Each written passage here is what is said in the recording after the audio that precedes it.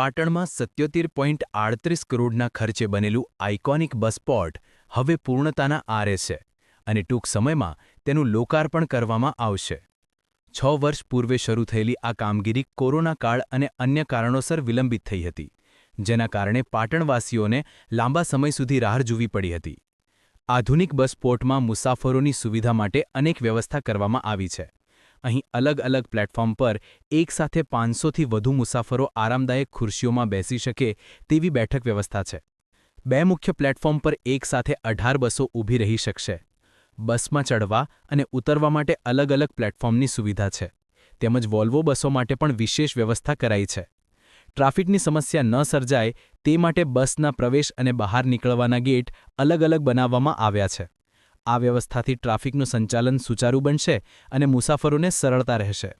બસ સ્પોટના લોકાર્પણ પહેલા બસોની અવરજવર સરળ અને સુચારૂ બને તે હેતુથી વહીવટીતંત્ર દ્વારા સઘન તૈયારીઓ ચાલી રહી છે। આ અંતર્ગત વિવિધ વિભાગોના અધિકારીઓની હાજરીમાં રૂટનો સંયુક્ત સર્વે હાથ ધરવામાં આવ્યો હતો। આ સર્વે કામગીરીમાં મહેસાણાના વિભાગીય નિયામક યોગેશ કે પટેલના નેતૃત્વ હેઠળ મામલતદાર, બાગબાન, આરટીઓ અધિકારી, જીઈબીના જનક પટેલ, નગરપાલિકાના ટાઉન પ્લાનર સહિતના અધિકારીઓ અને પોલીસ સ્ટાફ ઉપસ્થિત રહ્યા હતા। આ અધિકારીઓએ સંયુક્ત રીતે બસમાં બેસીને દરેક રૂટનો વ્યક્તિગત સર્વે કર્યો હતો। સર્વેનો મુખ્ય ઉદ્દેશ્ય રોડ રસ્તા અને બસોની અવરજવર દરમિયાન આવતી સંભવિત તકલીફો અને અવરોધોને ઓળખવાનો હતો।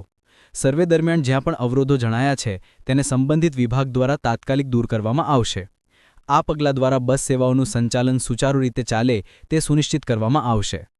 વિભાગીય નિયામક યોગેશ કે પટેલે જણાવ્યું હતું કે જે અવરોધો જણાયા છે તે ટૂંક સમયમાં પૂર્ણ કરીને બસ સ્પોટનું લોકાર્પણ થાય તેવી અમે પૂરી તૈયારીઓ કરી રહ્યા છીએ, જેથી મુસાફરોને ઉત્તમ સુવિધા મળી શકે।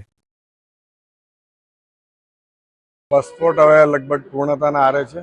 ટૂંક સમયમાં મુસાફરોની સેવામાં ઉપલબ્ધ થાય એ માટે ઘણા લગભગ 6 વર્ષથી બંધ હતું, એટલે રોડ રસ્તા બસોની અવરજવરમાં શું તકલીફ પડે એવી છે।